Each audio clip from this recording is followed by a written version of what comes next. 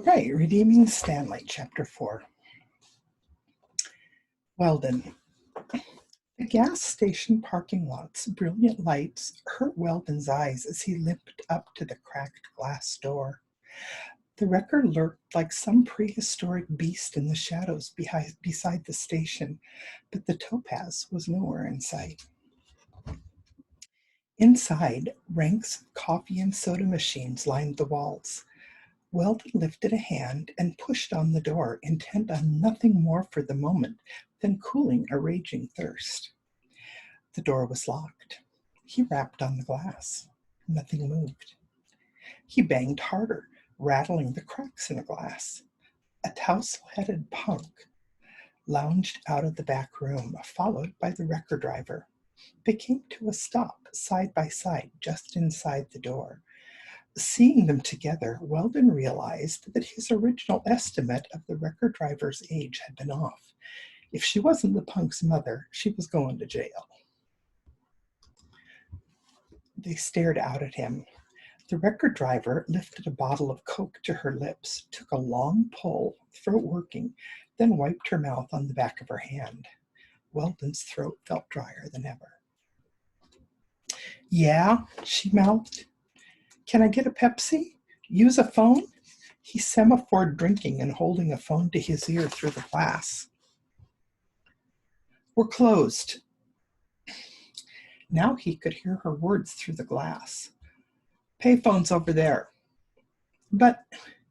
They turned and lounged back toward the stockroom. Weldon smacked the door with his palm. "Damn!" The wrecker driver spun around and strode back to the glass, hips swinging in the faded skin-tight jeans. She flipped open her cell phone and punched in numbers as she walked. She held the phone up to the window so he could see the LCD. 911, it read. "We got a problem here?" she asked, eyebrows raised. Weldon glared at her for a long moment, then shook his head. He turned and limped toward the grimy, cracked telephone booth, standing where the sand had drifted over the edge of the asphalt. Scorpions and roaches scuttled for cover. The phone book had been stolen, but Weldon knew the number by heart. He pulled out his wallet, counted correct change, set his wallet on the dusty little shelf, fumbled the change into the slot, dialed, and absently slipped the remaining coins into his pocket. "Hello?" Annie sounded drowsy. "Come pick me up." "Who's this?" "It's the voice of God." "Shit, Annie, get a clue." Weldon stopped and swallowed the rest of his anger. He couldn't afford to piss her off now. He needed her too much. "Oh, hello, Weldon." He heard rustling and pictured her turning on her side and snuggling into the fluffy pillows while she talked. He used to love watching her. Now he ground his teeth. "Where are you?" she finally asked. "At a gas station between Canyon Country and Magic Mountain." "What are you doing there?" More rustling than the baby's tiny voice. "Here, sweetheart." Damn, she must be nursing it again. Those formerly luscious breasts used to be his alone, but now the baby was always latched on to one of the bloated, milk-filled behemoths. Not that he wanted them anymore anyhow. The bitch had ruined everything. "They towed my car." "What for?" "Driving without insurance. Picked me up because I wasn't wearing a seatbelt. Can you believe it?" He used his most plaintive voice, the one that always won her over. He heard the baby's voice again, more rustling. "Shouldn't take you more than an hour to get here," he added, still using the plaintive voice. "I'm not coming." He went blank. "But how will I get home?" "You have to come pick me up." "No, I don't." "But I walked for more than 4 hours to get here, and the place is closed. What'll I do?" "Figure it out. Maybe walk some more." She hung up on him. Fat Annie, who should have been on her bended knees thanking him for sticking by her, actually had the nerve to hang up on him. He threw the receiver at the hook. It ricocheted and hung by the cord, swinging in the wind. Not unlike me, Weldon reflected bitterly. He let it swing. The wrecker driver and her demon seed sidekick were still standing inside the lit station, sodas in hand, laughing. Weldon swore, shot an extended middle finger their way, and limped into the night. Hours later, just as the sky was turning delicate shell pink over the sawtoothed mountains, he stumbled weary and footsore into a 7-Eleven on the outskirts of Canyon Country. The gypsy woman behind the counter jerked like a gigged frog and dropped her tattered paperback when he burst through the door. He lurched straight for the soda fountain, fumbled the biggest cup under the Pepsi tab, added a little ice, covered it, and headed for the front counter, taking deep pulls from the straw as he walked. The icy liquid ran down his throat, into his belly, and along his arms and legs like life itself. He set the soda on the counter. The woman snapped her gum. Her fingers flew over the buttons. $1.15. Weldon reached for his wallet and knew exactly where it was. Sitting on a dusty metal shelf in a phone booth 4 hours up the road, if the roaches and scorpions hadn't carried it off by now. He scrabbled in his pocket. The gypsy woman glared at him. You do that in here, I call the cops. I don't gotta put up with no preverts. Don't flatter yourself, bitch, he snarled. I'm looking for change. He counted the coins. Barely enough. He stood there, coins in hand. I gotta make a phone call. He poured desperation into his voice. Payphone's back there. She jerked her head toward the restrooms. But I don't have enough money. I've lost my wallet. So, you want to drink or talk? She drawled and snapped her gum some more. He looked longingly at the drink. Just another sip. She snaked out a beringed hand and pulled the soda out of reach. You drink, you pay, she said levelly. Make up your mind, asshole. He reluctantly turned away. There's always the drinking fountain, he thought, limping back toward the restrooms. A stained porcelain drinking fountain hung drunkenly from one wall. He bent, turned the handle, and stared blankly at the cockroach lying in the dusty basin. One leg kicked feebly. He straightened up. As he fed his precious coins into the payphone's capacious maw, he could hear the life-giving Pepsi glugging down the drain behind the counter. Hello? Annie sounded drowsy. The tiny part of his brain not taken up with his aching feet and parched and shriveled tonsils found time to be furious that she was spending the night comfortably in bed while he was trudging through the desert because she was too goddamn bone idle to get her fat ass into her car and drive for a couple hours. He'd make her pay if he had to sell his soul to the devil to do it. But for now, he still needed her. Plaintive voice on again. Can you come get me now? Where are you now? Canyon Country. What are you doing there? Walking home. You're going the wrong way. Just come get me, he snapped. No. The simple little word flummoxed him. Annie had never failed him before. Why not? He finally asked. I'm responsible for myself, and I'm responsible for the baby. I can't be responsible for you too, Weldon. But what'll I do? He wailed. I don't know. Maybe walk some more. And she hung up on him again. He had no more coins. Pure rage pushed him past the glowering gypsy, out of the store, past a small white dog, enthusiastically acquiring biblical knowledge of a patient boxer's left ear, across the parking lot and back to the highway. He headed toward Los Angeles, walking backwards and sticking out his thumb whenever anyone passed. Maybe he'd get lucky, he thought bitterly, and get picked up by some psycho and they could work out a deal. When he reached the wrecker station again, he detoured toward the phone booth. His wallet was long gone, of course. He trudged on. When someone at last pulled over, it wasn't a psycho. It was a guy in a greasy John Deere cap and stained Levi's. Have you surrendered your soul to the Lord, brother? The guy asked when Weldon opened the door. Weldon noted the I Heart Jesus plaque superglued to the dash and the Jesus Saves, Satan Spends reminder scrawled across the cover of the coin-filled pull-out ashtray and said, "Sure, sure." "Praise the Lord," shouted the born-again trucker.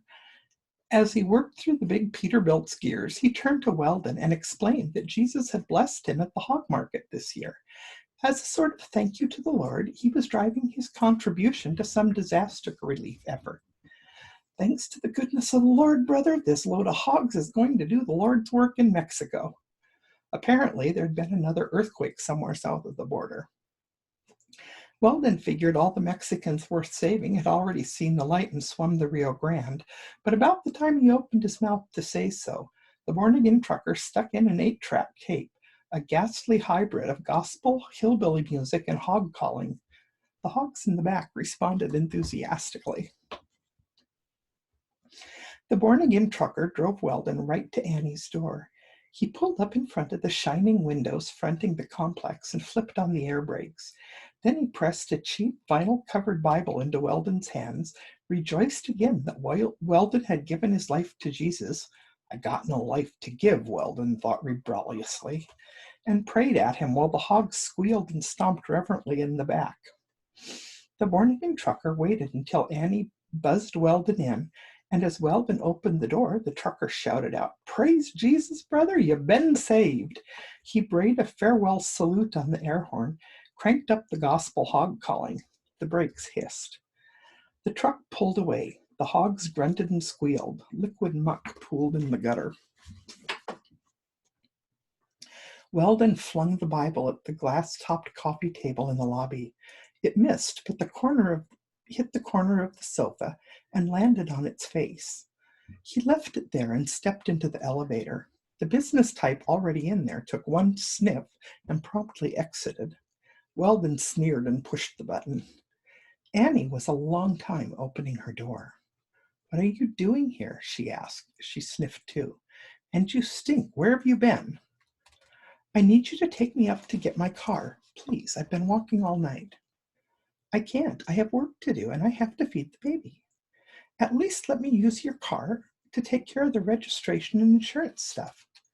She sighed. "All right, just be careful, okay? I can't afford to have anything happen to it." "Can't afford to have anything happen to my car either," he said mournfully. "I know.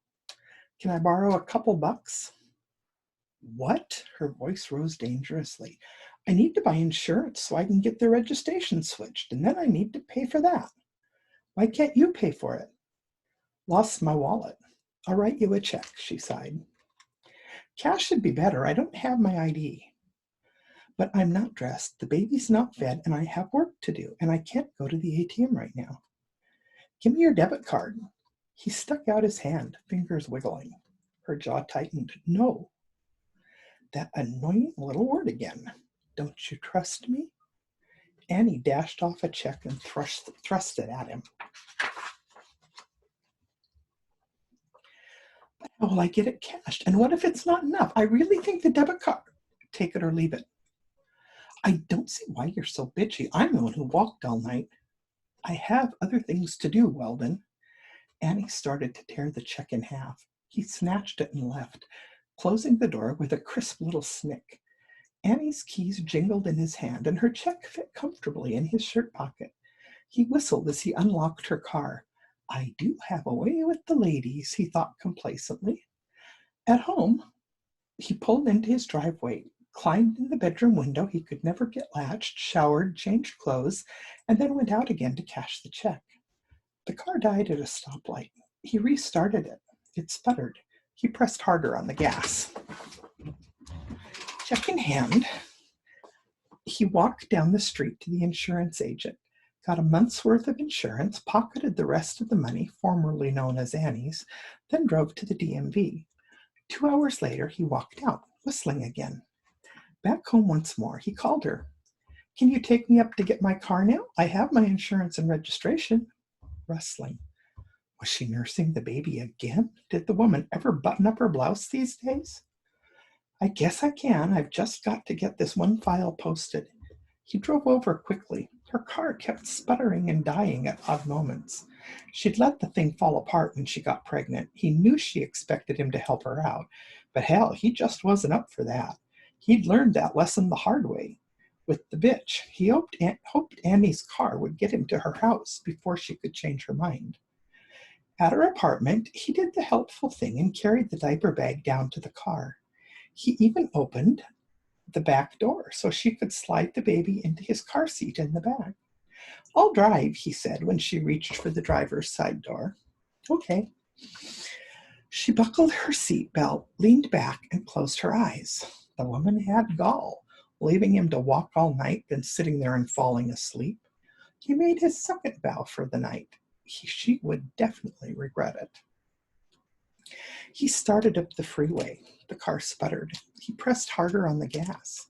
If he could just get to Magic Mountain, show the registration and insurance to the cops, and then get to the impound yard before her car died completely, everything would be okay. And if it wasn't, well, at least it wouldn't be his problem. The car slowed. He pressed harder. They started up a long, sweeping hill. The car chugged along at an asthmatic 18 miles per hour. Suddenly, Annie sat up and looked around blearily. "What's wrong with the car?" "Nothing," Weldon lied. "I'm just taking it easy. Don't want to wake the baby." He curved his lips into a faux fatherly smile. Annie didn't buy it. "I think something's wrong. We should go back. I'll get it work done." Weldon dropped the fatherly act.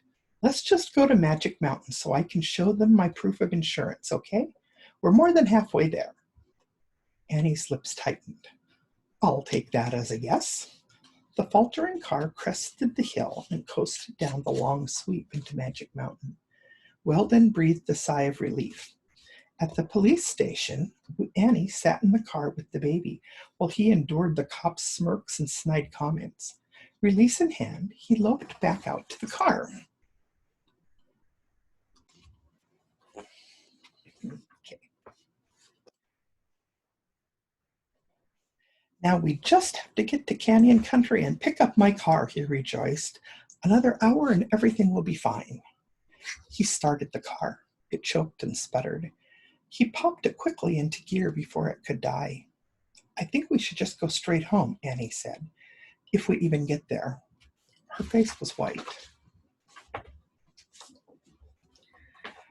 Weldon ignored her. He was in the driver's seat, and they were going to Canyon Country. Somebody had to teach Annie that Mick was right. You can't always get what you want. Weldon knew all the way down to his blistered heels he was just the guy to do it. She'd pretty much outlived her usefulness anyhow. When he got his car back, he'd dump her, maybe at the impound yard. He lost himself in a pleasant daydream in which he stood beside the topaz, keys jingling in his hand. "You follow me home," he'd say, and then he'd shoot out of the yard and onto the freeway. "Wait," Annie would call, only to realize, far too late, that Weldon had moved on. She'd chug home in her piece of shit car while he zoomed into the future, a man on the move, free and single and on the open road.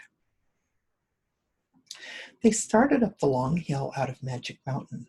The car slowed to a crawl.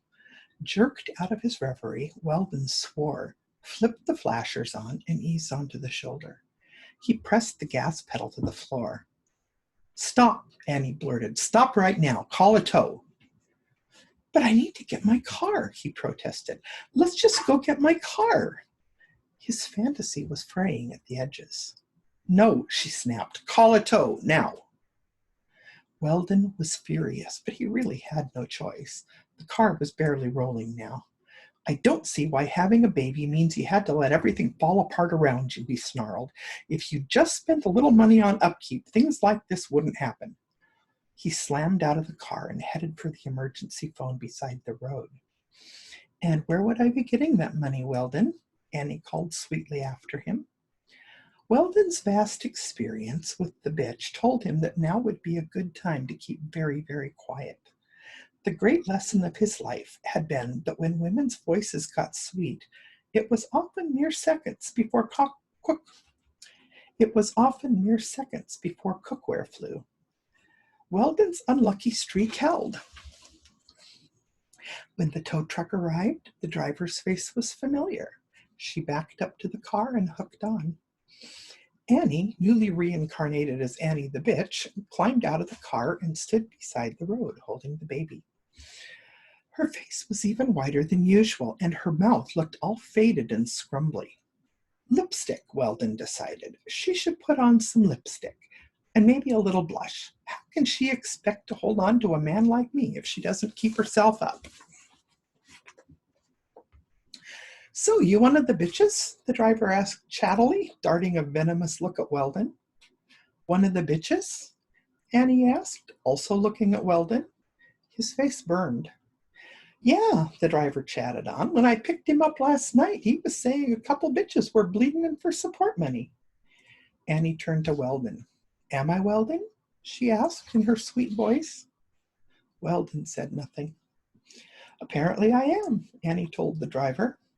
You go, girls, said the driver. She shot her fist into the air. Victory. Annie shifted the baby higher in her arms, bent her face to the soft blankets, and turned her back on everybody. Weldon studied his toes. When he finally looked up, it was to see the driver staring at Annie's back, her expression unreadable. Her expression unreadable. When she looked at the target on her bumper and then him, he had no trouble at all reading her expression. Rage rose in his throat. Trust that bitch to put me in the wrong, he thought savagely. Where to? The driver asked. Glendale, said Annie the bitch. Canyon country, the impound yard, Weldon said in his manliest voice. I can't leave this car there. Drop it at a gas station. We'll go home in the Topaz. But how will I get it work done? Asked Annie the bitch. We'll figure it out later, Weldon said blithely. Trust you to panic over every little thing. But I'm paying, he said loudly. He rustled the leftover insurance money in his pocket. Canyon country it is, said the record driver wearily. Sorry, honey, I'd dump his bony ass if I was you. Why'd she take the advice from some dyke that drives a wrecker? Weldon inquired. Explain this to me. The wrecker driver looked thoughtfully at the wrench in her hand. Weldon loped around the car, well out of reach. He waited for Annie to defend him, but she didn't. She just stood there, holding the baby, her mouth all scrumbly. Then she swallowed and lowered her face to the soft yellow blankets again. Want to ride to the impound yard? The driver asked her. I don't fucking believe this. What happened to policy? Weldon asked from his safe haven by the driver's side door. Doesn't apply to bitches, the driver snapped. Come on, honey, I won't leave you standing. Weldon had taken 3 loping strides toward the wrecker when the driver's voice brought him up short. You walk. But Annie, you walk, the driver repeated. That's my policy. You always walk. She popped the truck into gear. Close the door, honey, she told Annie. Annie the bitch slammed the door, missing Weldon's fingers by a hair's breadth. He leapt back as the truck bounced onto the road and roared away. Hours later, when Weldon trudged into the impound yard, Annie the bitch and the baby were nowhere in sight. He picked up the Topaz and drove home, windows open, cracked speakers moaning a static-filled medley of Porter Wagoner's greatest hits. He stopped by Annie's apartment and called from the security phone. Hello? Annie's voice asked. She sounded stuffy and hoarse. Dinner ready? No. Weldon discovered he was getting used to the word. He called the next day after work. Did you hear from the service station? They say it'll be $800 minimum. Ditch it, he said, making the manly automotive decision for her. Buy a beater. Use that to get to work. You think it's okay for me and the baby to be on the Los Angeles freeways 3 hours every day in a beater? She asked. Well, you gotta get to work, he said reasonably. After all, you got the baby to feed now. I have to figure some things out, she said abruptly, and hung up on him again. It was becoming a bad habit, he reflected. He'd have to break her of it if he decided he wanted to keep her around. But first, he'd get a little justice for the way she'd let him down.